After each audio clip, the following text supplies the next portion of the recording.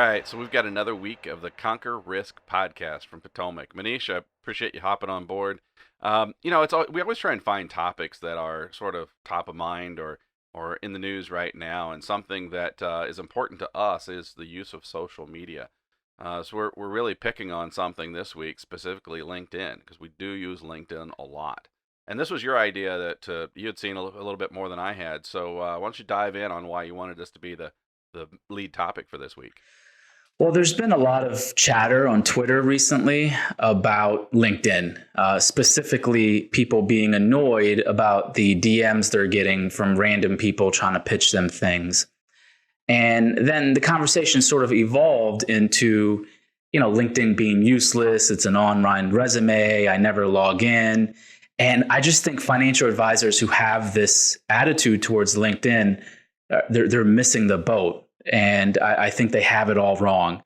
And so, what we want to talk about is sort of the idea of how LinkedIn should be used, how we're using it, and maybe how other financial advisors should use it. So, what are your thoughts on sort of that chatter to begin with?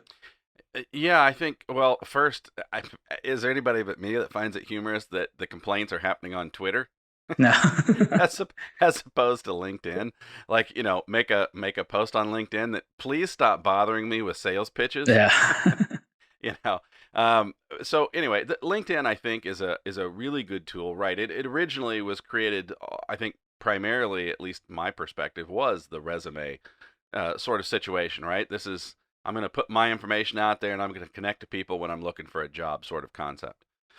I think there's some really good things that have come about since then, though, over the years. And now it's really a place to broaden your connection opportunity, right? Somebody that's a client, as an advisor, somebody who's a client, you can see who they're connected to.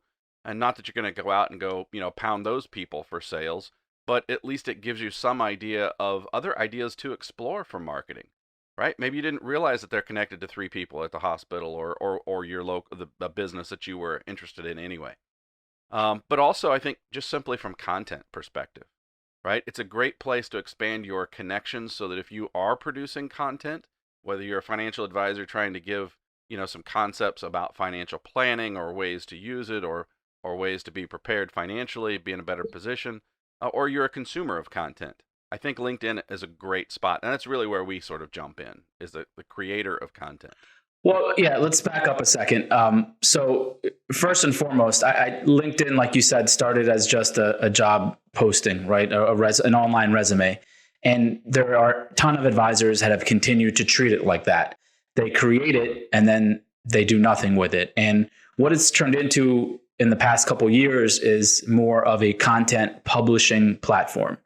It allows you to publish content and within their algorithms, not only possibly reach your current connections, but to reach the entire LinkedIn database.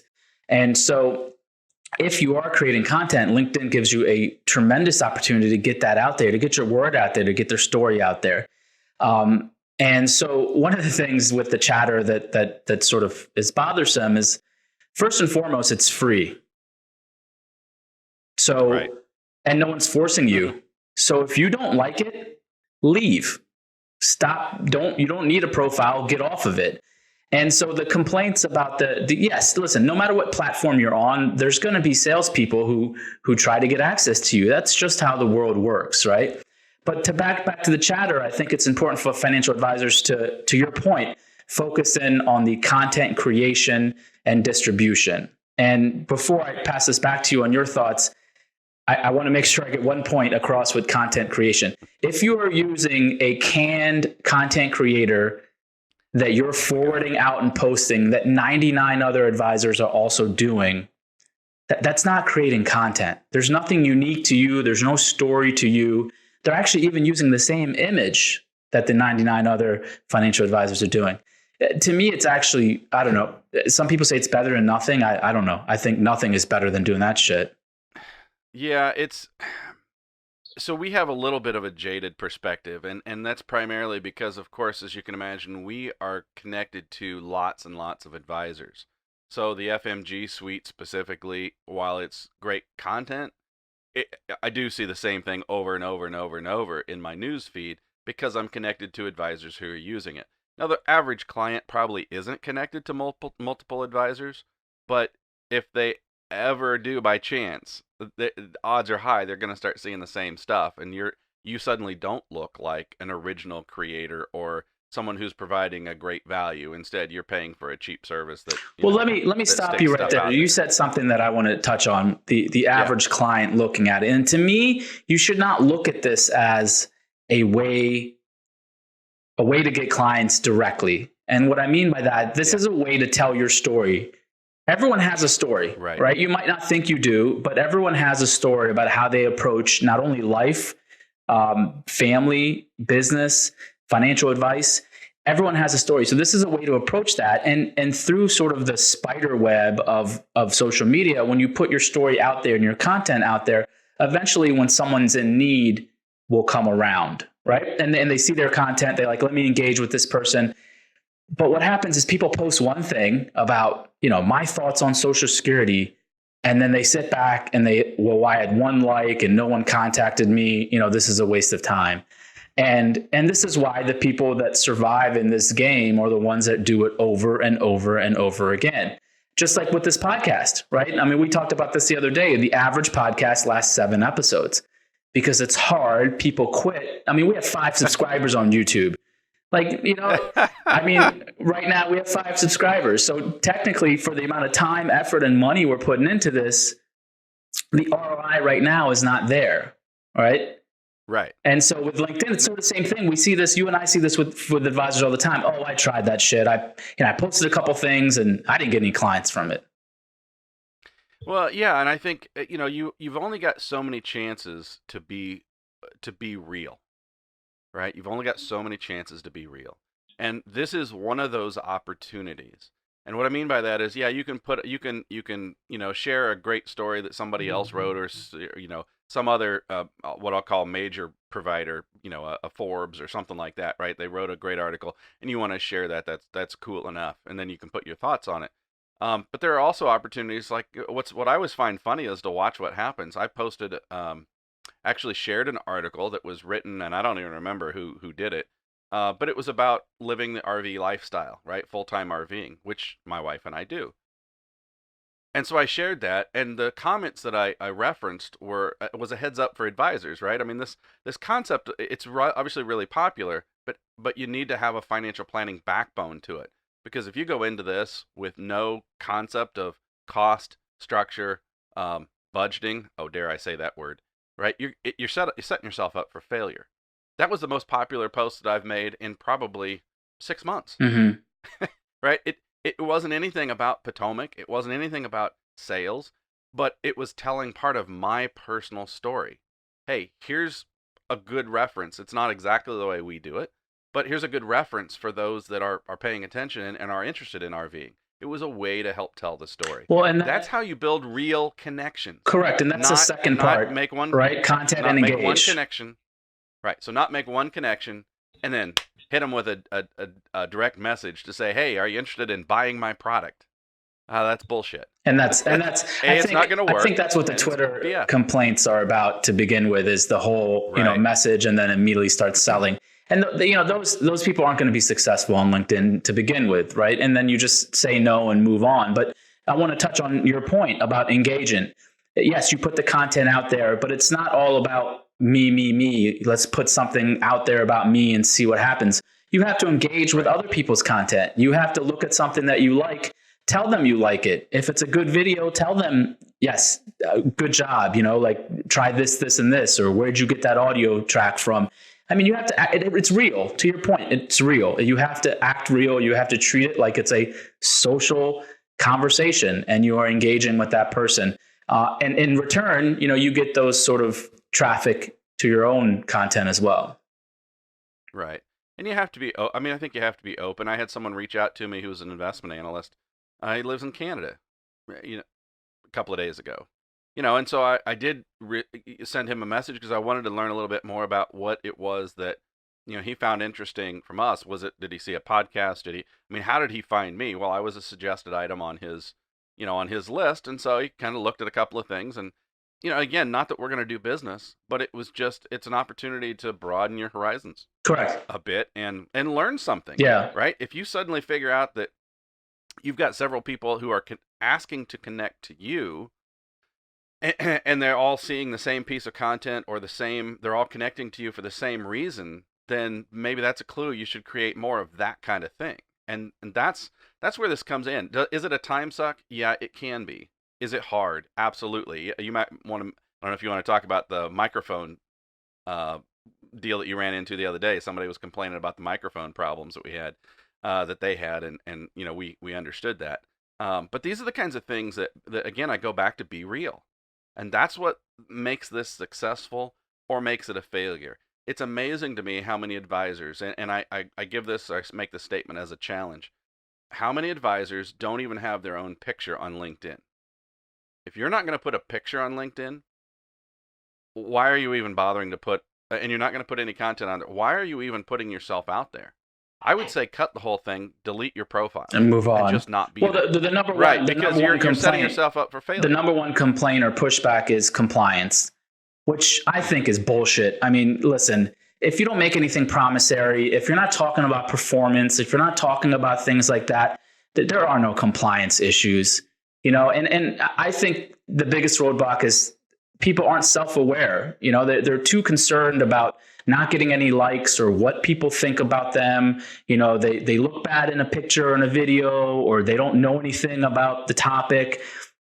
Everyone has a story. And so I think that the roadblock is really in most people's head and not necessarily something on the platform. But to wrap this up, I had one thing I wanted to talk about, which is what LinkedIn calls their publishing platform. And it's a separate platform from where you're just posting an article or sharing an article. And their publishing platform essentially is a blog platform like a Medium or something where you can post actual full-length blogs. And the cool thing about it is the way the algorithm works is not only do your connections get to see that, but it's also something that's spread out throughout the LinkedIn community if it meets certain standards. So it gives you an opportunity if you're creating content an easy win is if you're creating content for your own blog, just post it into this second medium. And it's really 10 seconds of copying and pasting, adding some imagery and letting that content go out on a separate publishing platform versus people coming to your blog and finding it. And it's a little secret that, we've just started playing with, and I think other advisors should take a look at if they're producing content, right? And Ray Dalio, for example, everyone knows who Ray Dalio is, Bridgewater. He's blogging exclusively on LinkedIn. And so the last 3 or 4 blogs he's posted is just on LinkedIn, and that's his sort of publishing medium of choice. Interesting. Maybe if we were that special, they'd pay us to yeah, right. to post only on LinkedIn. I'm sure there's lots of reasons there. All right. So anything else you want to hit with, with LinkedIn? Yeah, LinkedIn. I think LinkedIn's going to be so powerful. It's getting better and better by the day. We can talk about the ads platform some other time, but for financial advisors, get on it, get engaged, start creating content for it. I think in the future, it's something you can always look back on as a place where you were real and express your thoughts.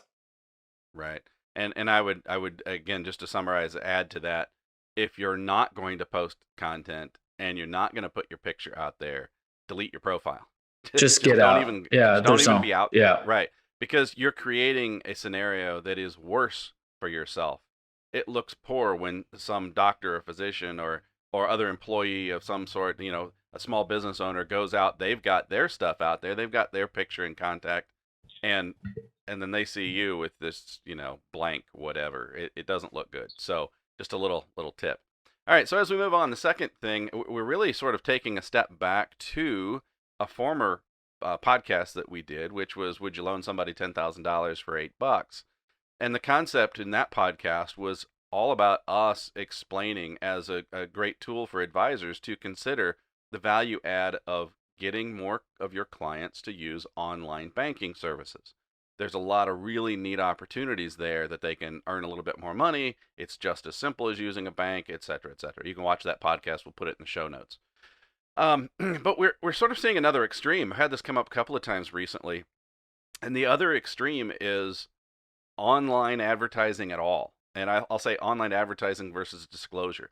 Advisors, again, have an opportunity to show value without selling anything. And I think that's critical that you do that as part of your practice. Here's what I mean. I had a call with someone who was looking at online, and specifically it's TAB Utah Bank, and they're offering 4% on their checking account. Well, that's a hell of a rate. I mean, let's face it, the 10-year Treasury is what? Is it 2? I haven't looked in a week or so. I mean, it's at 2% or something. Yeah, it's like much less than that, yeah. Maybe even, yeah, it might have dropped below 2. So 4% on a checking account sounds like a great gig. And the question to me was, is this too good to be true? Well, look, advertising versus disclosure. Advertising, that sounds great. But we warned in our last podcast to be aware of rate chasing. It is a time suck, and in the end, you ultimately lose money because time is more valuable than the couple of pennies you're going to earn extra. I think there's a lot of opportunity in what we discussed, which is quality online banking, perhaps with the major custodian that you use as you're recommending to clients. Maybe you can get, instead of the national average, which right now is 0.09%, to get up in the, let's say, 175 to 2 range on a checking or money market type of So what was the deal with the 4%? What was the catch? Yeah, so here's the catch. And I won't go through all the details, but this gives you some idea. The catch is ultimately, and this was my statement to this person, is they are setting you up to fail. They want to advertise 4% and pay you not 4%. You have to have at least a 1 ACH transaction, direct deposit type of situation, one direct deposit. You had to have 15 debit card transactions. There were a number of things like that you had to do. But when you start looking at the actual disclosure, right, there's a couple of things they pop like that really quick up at the front. When you look at the disclosure, they have full right to ignore any transaction that was $5 or less that wouldn't count. The transaction time period that they're looking at is the day before your statement and the day before the beginning and a day before the end. So even if you know your statement date, you're really having to make sure that you do it a day before in the whole process. And things like multiple transactions from the same location, they have full authority to deem that those don't count because you're just trying to get towards your rewards count. Okay, right? so I mean, there's a laundry list of items that make it impossible to ever get that 4%. Right, and so, what do you think they get if they don't meet the reward criteria for that month? The standard checking rate, 0.1%, maybe? Oh, that's double. Okay. How about 0.05? Okay. So instead of 4%, you get 0.05. Now they also make a big deal about, hey, if you get it the next month, they'll pop it back up. But again, when you look at the disclosure, it drops back to, they can change the interest rate at any time they deem necessary. So ultimately, you could spend the time, effort, and energy to move to this great rate that's better than everybody else in the country.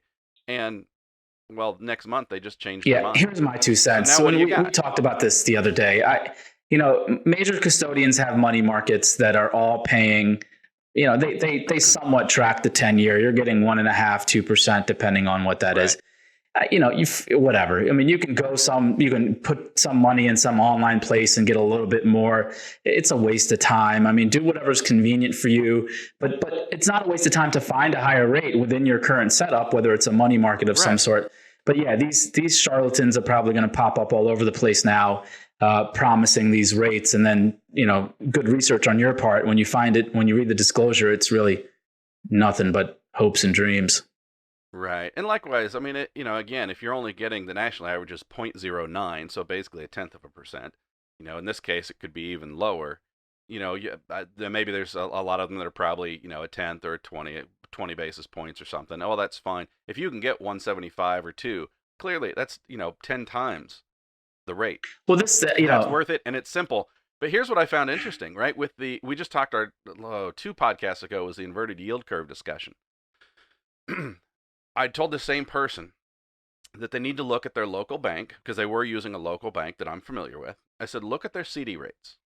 Right now, yes, you can go as an advisor. We could go put that money in their brokerage account and go look at national CD rates, this, that, and the other. I said, let's keep it simple. You like your local bank. Look at the CD rates. Most CDs, let's say if you're using a multiple year CD, the penalty for canceling it if you needed the money earlier is just the last quarter's worth of interest, which is really not much of a penalty if you think about it. So I out of curiosity, I went out there. He hadn't made a decision yet, so I went out there to that bank and looked. And from a rate perspective, everything from 91 days to 8 years, all the increments were the same rate. Wow. The bank is making the client decide, you think interest rates are going up? You think interest rates are going down? Right? Because they're not even giving anything different. You're getting no extra reward for an 8-year versus 91 day.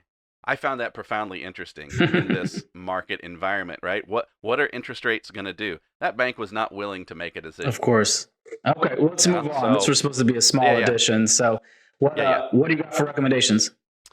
All right, recommendations. I mean, I'm a car guy. People who know me know I used to race cars, and anything that has a car in it, I'm usually pretty interested in watching. While the original BBC Top Gear show, if you're not familiar with that, it's worth going to look up. That's a little harder to find because BBC got pissed when these guys all left. The 3 lead characters in this show started the grand tour with Amazon, and so they're making like $20 million a pop or something an episode. It's crazy. But this show, if you dig cool cars, supercars, and you also enjoy humor, not always appropriate humor, this show is a show to watch. What is it called again? It's called The Grand Tour, and it's on Prime. On Prime. It's an Amazon. Okay. It's an Amazon original. They've been on. I think they're ready for season 4. Okay. And again, my wife will watch it, and she hates car shows. So these guys are pretty funny. Some of the stuff they pull, the shenanigans they do, it's freaking hilarious. And it's the one show my son and I used to watch together because, when we were raising him, he was, let's just say, a handful. But that was one show that we could sit down and watch together. Cool. That and the Top Gear. So it's sort of a double whammy. Top Gear on BBC, the original with these same 3 guys from the Grand Tour. I don't really care for the current Top Gear. I got you. There you go. Okay. Yeah, I've been running through, waiting for new episodes to come on. And, with the hurricane down here, we were bunkered down and I got to watch the new Netflix David Chappelle comedy show, Sticks and Stones. And Chappelle is from DC. And when I was in school at the University of Maryland, we went to one of his first shows ever when he was just a local talent. So he's, special place in my heart, at least, for his comedy. Sticks and Stones on Netflix. It got a lot of negative press because we live in an age where got to be good. Yeah, I mean, everyone's so goddamn sensitive. You can't say anything anymore, even when it's comedy. And so there's some jokes where people were like, that's anyway. But listen, if you like Chappelle, I thought this was one of his good shows, and it's worth the watch. It's Sticks and Stones on Netflix, and I think it just came out a couple weeks ago. Cool. No, I like that. So I didn't realize he had that had another stand-up show out. So I'll definitely be looking for that. Yep. So we got to do a couple of things here as we wind this down. One is last week, if you watched our 403B special podcast, you see that I screwed up my own email address. And likewise, you and I both agreed that instead, forget the fact that I gave the wrong address and made fun of me a little bit. We said use the Contact Us page, except that we just started a new website. We redesigned it a couple weeks ago, and there is no Contact Us page. So now you can go visit Connect on the www.potomacfund.com website. Leave us feedback, give us suggestions, that sort of thing. Obviously, with the podcast that's on the blog page, like, subscribe, share, whatever. We also have a Potomac YouTube channel, so there's a lot of ways to watch or listen to other podcasts that we have referenced. And like always, we'll put show notes for the things that we have referenced in with this as well. So thank you very much for listening and watching. Have a great weekend. Thanks.